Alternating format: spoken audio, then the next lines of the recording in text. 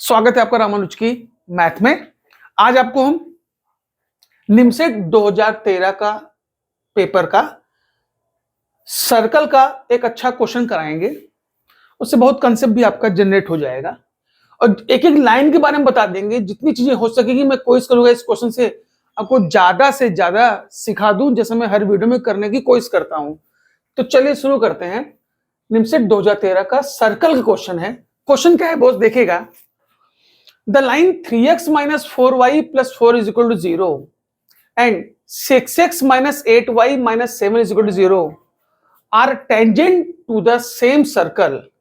The radius of the circle is. The radius of this circle is. तो चलिए question को समझने से पहले जो लाइन लिखा है जरा उसको देखिए। लाइन लिखा हुआ मेरा 3x minus 4y plus 4 is equal to 0 और दूसरी लाइन है 6x minus 8y minus 7 is equal to 0। अगर यहां से थोड़ा देर के लिए हम लोग दो बाहर निकाल लें तो कैसा हुआ होगा ये 3x minus 4y minus 7/2 is equal to 0। अब दो को उधर भेज दें 3x minus 4y minus 7/2 is equal to 0। मैंने कहा ना लाइन बाय लाइन सोल्यूशन देने की कोशिश करूंगा। क्वेश्चन में जाने से पहले जितनी चीजें जरूरी है वो मैं आपको बताना चाहूंगा। अब ध्यान से देखिए, ये दोनों लाइन पैरेलल है। अच्छा भाई, दो लाइन पैरेलल है तो पहचानेंगे कैसे? ऐसे पहचानेंगे, देखिएगा जो x का कोएफिशिएंट है ना दोनों का वो सेम होगा, यानी x के पास यहाँ कोएफिशिएंट 3 है तो यहां भी 3 है। y का कोएफिशिएंट यहां -4 है तो देखिए यहां ही -4 है। तो एक तो पैरेलल लाइन पकड़ने का तरीका x और y के कोएफिशिएंट सेम होना चाहिए। कांस्टेंट से हमारा कोई लेना देना नहीं होगा। पैरेलल लाइन पकड़ने का पहला तरीका मैंने बता दिया कि आप कोएफिशिएंट चेक कर लिए। दूसरा तरीका क्या होता है भाई, दोनों के स्लोप आपस में बराबर होनी चाहिए।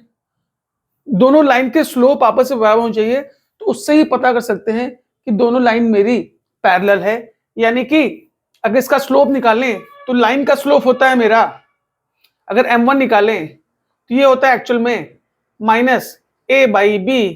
इसका मतलब a मतलब कोएफिशिएंट ऑफ x, तो x के पास क्या था बोस 3 था तो माइनस लगाएंगे -3/b। क्या था भाई y का कोएफिशिएंट यानी कि -4, तो देखिए ये 3/4 आ गया। और m2 निकालें यानी वही सेम लाइन है तो ये भी देखेंगे आप, तो ये भी 3/4 आ गया। यानी अगर दोनों स्लोप बराबर हो जाएं तो भी हम कहते हैं लाइन पैरेलल है। क्वेश्चन में जाने से पहले हम थोड़ा आपको चीजें सिखाने की कोशिश कर रहे हैं। एक तरीका तो ये कि आपने कोएफिशिएंट सेम करके पता कर लिया कि लाइन पैरेलल है।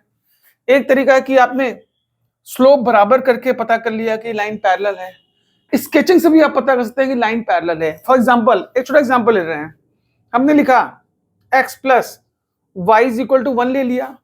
एक अलग सा एग्जांपल ले रहे हैं, फिर मैंने लिखा 2x plus 4y is equal to 8 ले लिया। मान लीजिए इसको स्केचिंग के थ्रू अगर पता करना होगा तो लाइन पैरेलल जा रही है कि नहीं पता हो जाएगा। अगर आप इसको इंटरसेप्ट फॉर्म में खींचेंगे इस वाले क्वेश्चन को तो ऐसे हुआ होगा x/1 plus y/1 is equal to 1। यही इंटरसेप्ट फॉर्म होता है। अगर इस लाइन खींचा जाए कैसे खींचेंगे, ये हुआ बोस x मान लीजिए 1 यहां काटा होगा, y1 यहां काटा होगा, कुछ ऐसे लाइन गई होगी। अब जरा इसको भी इंटरसेप्ट फॉर्म बनाइए, 8 से डिवाइड कर दीजिए तो ये हो गया होगा x/4, ये हो गया होगा y/2 is equal to 1। Intercept form बना के लाइन खींच सकते हैं आप। x4 अगर यहां 1 था, x4 कहीं यहां हुआ होगा, y2 कहीं इसके ऊपर हुआ होगा। अब नोटिस करिए अगर इसको मिलाएंगे तो आपको साफ साफ दिख रहा है कि दोनों लाइन पैरेलल है। यानी कि मेरे कहने का मतलब ये था जो ये लाइन दी थी जो टेंजेंट बना रही है सर्कल पे उसको पैरेलल, यानी इससे एक कंसेप्ट जनरेट हो गया कि दो लाइन पैरेलल है तो उसको पकड़ने का तरीका या तो कोएफिशिएंट आपको सेम तुरंत दिख जाए, ये एक तरीका हो गया, या तो आप स्लोप बराबर कर दें, दूसरा तरीका हो गया, या तो स्केचिंग कर दें। देखिए दो लाइन पैरेलल है तो इससे हम पता कर सकते हैं कि दो लाइन आपस में पैरेलल है। मैंने कहा एक एक लाइन आपको समझाने की कोशिश करेंगे।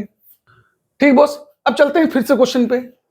ये पता होगा कि दो लाइन पैरेलल, मैंने पैरेलल दो लाइन को पैरेलल पता करने का मैंने 3 तरीका आपको दे दिया।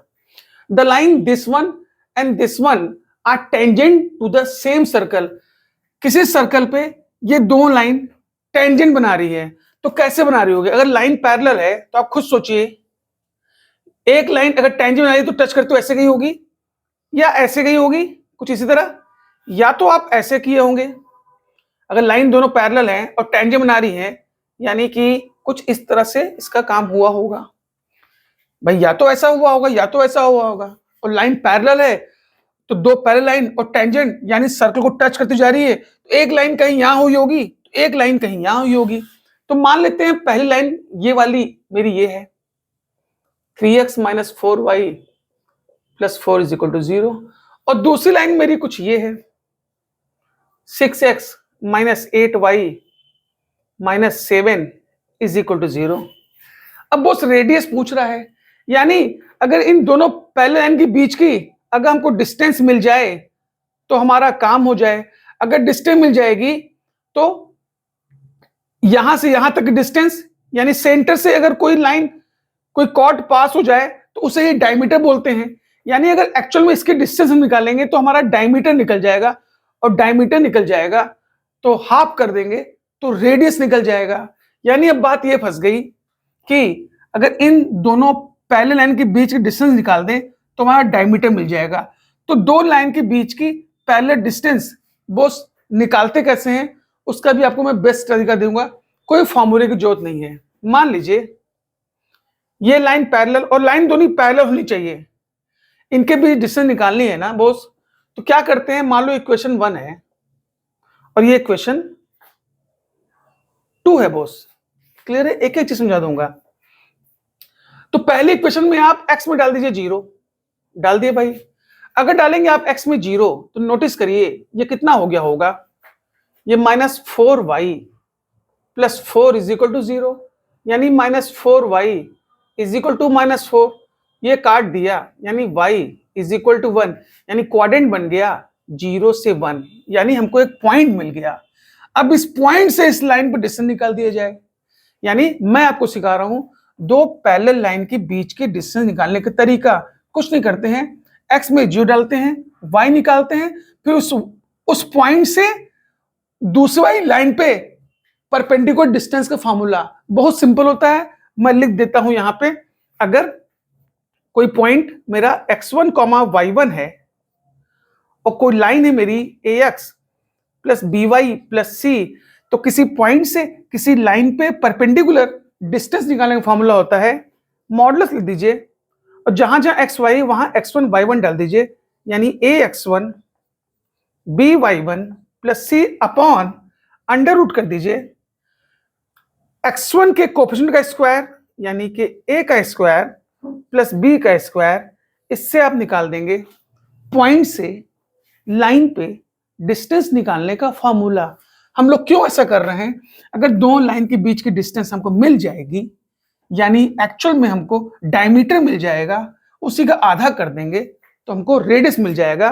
तो यानी यहां तक आपकी कहानी क्लियर हो गई। अब कुछ नहीं करना है, 0,1 से इस पे जा रहे हैं हम लोग, इस पॉइंट से इस लाइन पे हम लोग अब परपेंडिकुलर डिस्टेंस निकाल देते हैं। तो एक्चुअल में क्या हो गया होगा हमारा d, अब सीधे में निकालना हूं, मैंने मॉडल लिख दिया।